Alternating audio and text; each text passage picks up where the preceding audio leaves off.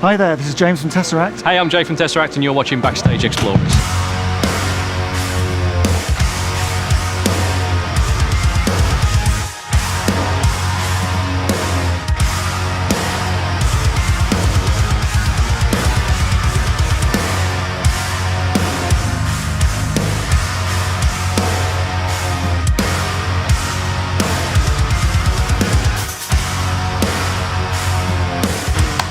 Hey, I'm Jay from Tesseract. These are my lovely drums. I've been a DW drum guy for absolutely ages. They are like my romantic drum company of choice. So when I was a kid, I had posters of DW drums on my wall instead of cars and girls and that kind of thing. Evans drum heads. I'm a fan of the G2s on the tops and the G1 on the bottom. I've used them for, man, I want to say most of my life. It's just the setup that I go to and they let these toms really sing. There's like not too much dampening. Well, there's no dampening, I suppose. And if you want to dampen them a little bit, you get a little bit of drum honey and you throw that on there. I'm a Meinl cymbals guy. I was with Sabian for a while, but Meinl, they're like the dream people to work with and they have the dream cymbals. I'm a fan of like thinner cymbals, so all of these are either going to be like extra thin or these kind of extra thin dries so that they don't last absolutely ages. When you hit them, they decay nice and quick. I would like to add more cymbals, but I don't know if the other people in the band would like me to add more cymbals. This is one of those things. I'd like a cymbal here. I mean, in fact, I've got the bracket for it. I just haven't got the cymbal for it. I like symmetry, you see. This is a brand new rack that I got a couple of months ago. Unlike my previous rack, which wasn't symmetrical, this one's symmetrical, and that brings me great joy, and I can sleep a lot better at night knowing that. I've got the DW9000 pedals on this. It's all DW9000 hardware, actually. I've played the MFG pedals as well, but I don't have those on this tour. I've been a chain drive pedal guy for absolutely ages, except the difference with this pedal, slight customization, is I've got the MFG beaters on this because you can change out these little weights, which makes it really customizable. These self-level when they hit the head, so they're always like hitting square, which isn't true for most beaters. I've got a trick drive shaft on here as well, which is just a little aftermarket thing that helps the left pedal stay a little more smooth. I've got two sets of hi-hats because I'm a dickhead. This stack setup over here is absolutely amazing. I can never remember what it is without looking at it, so you're gonna have to excuse me while I find out what it is again. It's a 16-inch Byzance vintage trash crash on top and a 12-inch pure alloy Meinl trash china underneath. And we went through lots of different versions of this combination with like different cymbal finishes on top, which you can get brilliant and you can get dry and all that kind of stuff. This one is the one to get if you want something that's not like just a stack out of the box, which you can get, which sound great. This combo though, having gone through a lot of different ones, is absolutely amazing. There's no kind of shing after you hit it, that like samurai sound that you get on some cymbals. There's none of that. So if you just want a fast, lovely stack that isn't going to break the bank, that's the one to get. We have a Porter & Davies BC2, which is the butt kicker amp thing. I feed into that my snare, my toms, my kick. That goes into the seat, and there's a speaker thing in the seat. And you think of it like a subwoofer. Half of what I hear on stage and half of what I feel comes from this, and the other half comes from my in-ear monitors. So I get clarity here and I get power and thump there. When you're playing kick, it can get a little lost sometimes. And when you're just playing the drums, frankly, you can get a little lost. This thing helps you dial that back in. It's like a normal amp. You've got gain control, you've got a volume control, and then you've got like a low, bassy contour thing where you can give that a bit of a boost if it's like a really, really dry stage. This is actually new for the tour, this seat. I've got the round seat because I've been sitting on the biker seat for ages and I just thought, I want the round one. I sit like right on the edge of the seat. I'm either in like mad anticipation for the show or I've just got terrible posture, I don't know. This helps me actually sit on a seat instead of just sitting on like a little perch and having a sore arse at the end of the show, frankly. We're using these Shure radio packs, except I'm on a hardwired pack. Everyone uses these things. Jay, Tesseract, there you go. The reason I'm on a wired one is because of the bandwidth loss that we get when we are going over the radio stuff. It sounds amazing, obviously, but with it being wired, I don't lose any of kind of the high transient stuff. I only realised that when I switched between the one and the other one. You can really tell a difference with this thing. I went back to being wired. This is cool. Drum Buddy. I found these people at the UK drum show this year. So this is a little thing that clips onto the seat. It's like, it screws into the bottom and then this little section can come off and that goes on there, which is great because for years I've had a load of tape across here which is all unsightly and terrible, and now I don't have that. So I've got this lovely drum buddy thing on the side here. This is a microphone for talking to my friend at front of house. So I'm like, can I have more kick drum or more snare drum, or can I have less Daniel Tompkins in my ears, please? I don't need to hear that. Thanks very much. It's all Audix mics on the kit. D6, D2s, maybe a D4, i5, D4 over here. This, I don't know what this is. Some kind of measurement mic. What I was finding is that the close mic and bottom mic on a snare, when you hit it, when you've got in-ears in, not a good sound. It doesn't sound like a snare drum. It sounds like just a very quick pop, and you don't get any transient, you don't get any sound in the room, especially with in-ears. And the overheads just catch everything, and they don't really do a great job for snare. You want a microphone over there to get a really good drum sound. You can't do that in a venue without capturing just the noise of the room. Our sound engineer, Chris, has done something to this so that it gets a lot of my snare. We can just boost the high end a little bit when I want a bit more clarity. It sounds bloody brilliant. It's a snare again instead of just a piece of popcorn. Stick holder here for when I hopefully don't drop a stick. Meinl, standard long 5As. They are longer than a normal 5A, which lets me kind of have that throw when I need it, so to hit a lot harder. But then when I want to hit lighter, I can just let the stick kind of fall back in my hand a little bit. They're the most consistent sticks I've ever used. I know everyone says that, right? Every drumstick company ever. It's like, these are the best sticks, you want to go and buy them. But genuinely, the thing that I've noticed with these is that I can unpile a bunch into a drumstick bag, take all the sleeves off, pick any two out, and they're the same weight. I don't have to go, well, that's the snare one and that's the cymbal one, because there's such a variety of weights across sticks. Very, very, very consistent with Meinl. The people at Meinl are very lovely and they're very nice to me, so thank you very much. Triggers. People ask me this all the time. Why have you got triggers on here? What are you triggering? What sounds are you triggering? I'm not triggering sounds. These are set up as gates. So these go straight into DI things over there in sound world. And when I hit this, there is like next to no latency and the microphone opens. So what we can do, instead of setting like a manual gate, this thing just recognizes when the drum's been hit and opens the mic immediately and then closes it back down. Effective way to control bleed, and because there's like a little foamy pyramid thing on the back of this, it provides just enough dampening to kill potentially annoying overtones on snares and toms. So I find that when these things are on, I don't need to put any drum honey or anything on the snare or on the toms.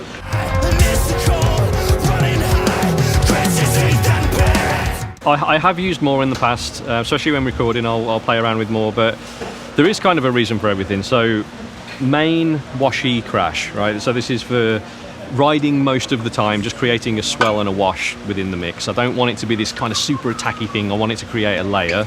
It's exactly what this does. It's 22 inches, it's super thin, and it feels bloody brilliant to play. It moves a lot. The china over here is the Equilibrium china. That's Matt Garsker's signature china. It was the closest thing to what I was playing when I was with Sabian previously. Beautiful thing about this is that it doesn't like destroy a mix. Certain chinas can be super aggressive and take over. This thing fits in really well. It is aggressive. If you really lay into it, it goes for it, but it fits into a mix really well, unlike some other chinas that I've messed around with. This is the one I'd recommend. And also, this is mental. That's 3 years old. In this genre of music, that is unheard of. That is a 3-year-old china cymbal. If it makes it through this tour, it'll be 3 and a bit. These two crashes over here, this is like a secondary crash. So for more upbeat things, I'm going to move over to this one. Only a couple of times in the set, but it's an accent crash, but it doesn't stick out too much in the mix. I just want it to kind of sit there nicely. This one is purely an accent crash. I'm not doing anything on this other than very quick accents. There's a very different sound between these two, which is what I do want, because I want it to be nice and musical as I move around the kit. And these sound very different, even though they're the same size, because of the finish, right? You've got a brilliant finish over here, or whatever this is. I don't know if that's brilliant. That's kind of lathed. I don't know what they call that. And then you've got this just hammered, looks like it's been dug out of the ground kind of look, which just gives you a drier sound overall. Same with these hats, pretty much exclusively just for pedal hat.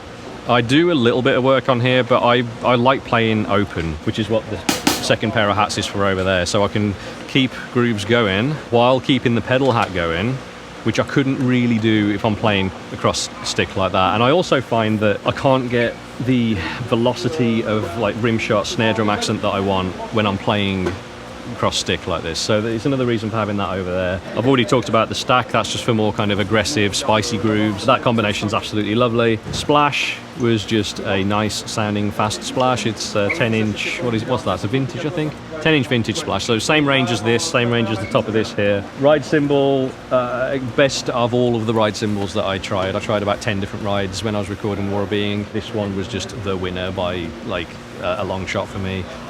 It's crashable, which I don't. It's just got. I don't know. Everything about the sound of it is what I would look for in a ride, and the bell is nice and big because I am a bit clumsy, and if it's any smaller than that, I'm just going to miss it.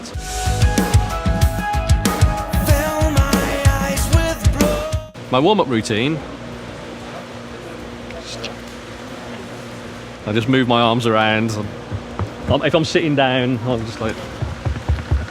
As long as I'm having a good time backstage and I'm in a good mood, which I generally am, it's just about getting blood into my arms. And the thing that I'm very conscious about is not getting into a ritualistic routine where I've got to do, I've got to do 5 minutes of double strokes, I've got to do 5 minutes of double kick, and I've got to get up to a certain tempo, and I've got to do this. If I had to do that and I couldn't do that before a show, I'd be shitting myself going into the show. So I make sure that I'm just in a good headspace, which means sleeping well the night before, probably not drinking on tour, eating well, not eating too close to the stage as well. You know, that can be, if you're eating like 2 hours before and it's a load of pasta or something, you're going to be on stage with a big food baby and you're not going to have a good time.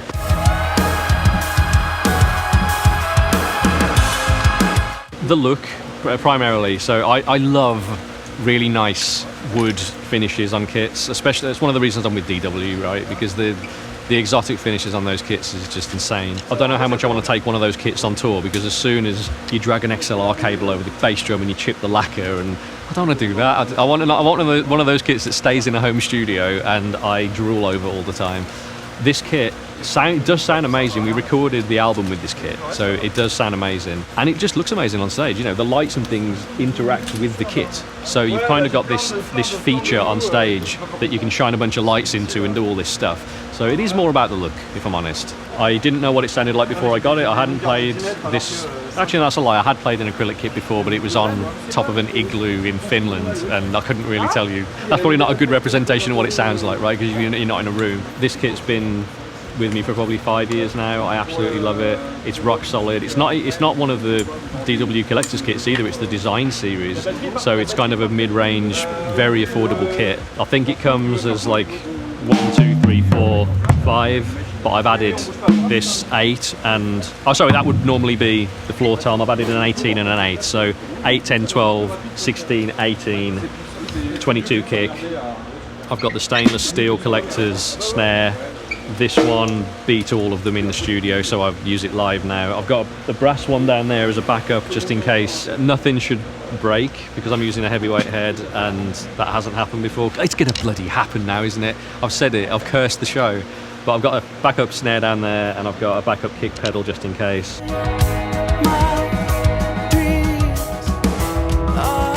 A lot of the stuff that we play, I wouldn't just sit down at a drum kit and get the idea. I'd need to sit at a computer. So you have to write this stuff to understand the mathematics and how it all flows and how it links, rather than just like listening and brute forcing and trying to get somewhere close to it just by listening, which can take months with this stuff, frankly. I'll program the MIDI that I need to see from an idea that one of the other guys might have written. I could just get the MIDI from them, but I like to put it in the way that I like to see it. And that means dots on a screen, one of which is the kick drum, one of which is the snare, one of which is what my right hand is doing, one of which is cymbal accents, one of which might be pedal hat. Toms are all on different layers, and they're just different colors on a grid, right? And think of it like a computer game. You've got something scrolling along in real time. You've got the resolution to zoom in to see more detail. You've got the resolution to loop sections to slow it down, whatever it is you need to do, and I'll have that up on a big screen in front of me. I just do like 20-30 minute sessions learning something new and complex, and generally at the end of about 20 or 30 minutes I've got most of the way there with it. With a brand new idea that I've never played before, I'll get it most of the way there in 20 or 30 minutes. I stop at that point because I'm tired, and then I'll come back later that day or the next day after a good sleep, and sometimes I can just do it then, because sleep, what happens is the memory goes from the part of your brain where it's short-term memory into long-term memory, and you end up being able to recall it better. So if you're struggling with something, learn it a bit one day, come back the next day, have another go, and you'll be like, oh shit, I'm actually pretty good at this now. What we can do with like all these polyrhythms and all these odd numbers and things that we work with is, yes, we're playing with different numbers, right? There might be some weird thing that's a 13 or a 15 or whatever, but my job is really to make it groove and make it so that the audience can just do that. I just want people to be able to nod along and have a good time. it doesn't matter that I'm playing this silly number really. I don't, unless there's a drummer in the audience, it shouldn't really matter to people. And if I've done my job right, then like that is true. People can just nod along. And I always want there to be groove. Like groove is the most important thing for me, and then complexity, and then speed. But I've got two people in the band that write a lot of insane stuff. The guitarist and the bassist write grooves that I would never think of. So I learn a lot from trying to decipher the grooves and beats and things that come out of their minds. Hi there, this is James from Tesseract, and these are my guitars. Basically, we play in two bass tunings. One is in A and one is in B flat. And so I've got a main A guitar, a spare A guitar, main B flat guitar, and a spare B flat guitar. A guitar is my most recent Ibanez LA Custom Shop RGD. Particularly fond of this finish, transgreen burst, I believe it's called. It's on the body and it also runs up the neck. There are no markings on the body, it just follows the same flame transgreen burst. These are bare knuckle silos, a hip shot bridge, tone, volume, three-way switch, split coils, so if I pull that out that becomes a single coil, back to humbucker, and same for this one. I do one each because quite often we have this on humbucker and that on split coil, and I can flick between the two really quickly without having to do loads of... That's just a kill switch because it's fun, no other reason. Favourite 7-string at the moment, I love playing that. It's Dadgad in A, and sometimes we drop that down to A flat, the same tuning with an A flat on the bottom, which sounds really weird, but it kind of works. And the backup is a red RGD. This has a bare knuckle aftermath, tight end bridge. Again, exactly the same. This one has the Tesseract on the inlay. And my main B guitar is actually a stock guitar. One year we did like a white theme. We got white guitars, and I'm not necessarily a fan of the way it looks, even though it looks great in the light. This is basically a stock RGD, but it plays so nicely it's become one of my main guitars. It's actually got DiMarzio pickups. Again, coil tapped, locking trim, but you can't see it, but I blocked it off so it doesn't move. The maple fretboard I fell in love with actually on this. The feel of it's really comfortable, and as a result of that, this is actually a maple board. You can't quite tell because it's coloured. And then the backup B-flat guitar is my OG LA Custom Shop guitar. This guitar I got in 2011, and I still love it. This is the first ever one that I got like this. It's got the Tune-O-Matic bridge, which is a bit like a Gibson SG, which isn't too popular, but I quite like it. It's got the Tesseract inlay again. It's actually a through neck construction, so the others are all bolt-on necks. I actually moved away from through necks because I found that sometimes with temperature changes they weren't quite as reliable, but for some reason this one just holds up. It's great. It's like the proper OG and my favourite of all-time guitar, but I keep it as the spare because it's not quite as comfortable as this one.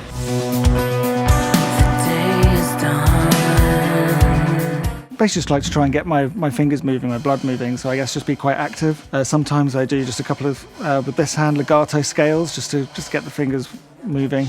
And on this one, regular picking. Sometimes even sort of like thrashy, just to warm the fingers up. But then other than that, no, not really, just get in the zone.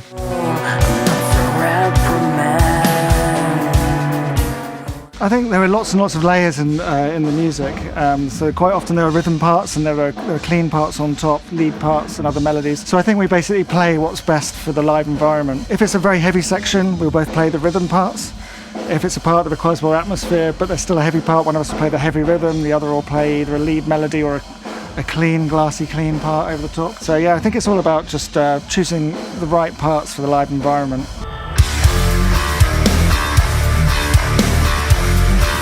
I think we've been through all the various iterations of digital modelling. Like the very first record was actually recorded with the Line 6 pod, like the old school, one of the first. We didn't use it live for rhythm tones, but we used to use it for some clean tones and that kind of thing. The first time we went properly digital was with the Kscope Ultra, about 2010-11, I think. The Ultra rhythm tone actually became one of the bases for the rhythm tone ongoing until now. We moved to the Kempers for a while, and they were fantastic.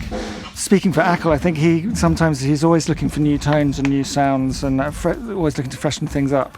So trying new gear and new approaches is something that he always does, almost like religiously. Even on this tour, we're using the quad Cortexes, but we've changed all the sounds from the last tour just to keep it fresh and keep it exciting. So I think that was one of the reasons for moving to the quad Cortex, but the quad Cortex has turned out to be probably one of the most versatile and one of the best at recreating the feel of an organic valve amp. And yeah, we're loving it.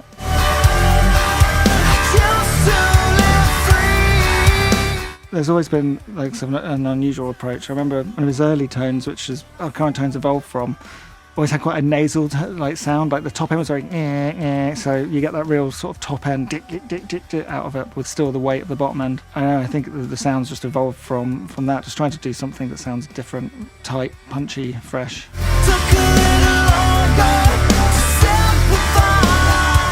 I guess it depends. I suppose today it might be the song Tender, because it's the first time, well, it's the second time we've ever played it live, so we haven't practiced as much as the others, so wish us luck.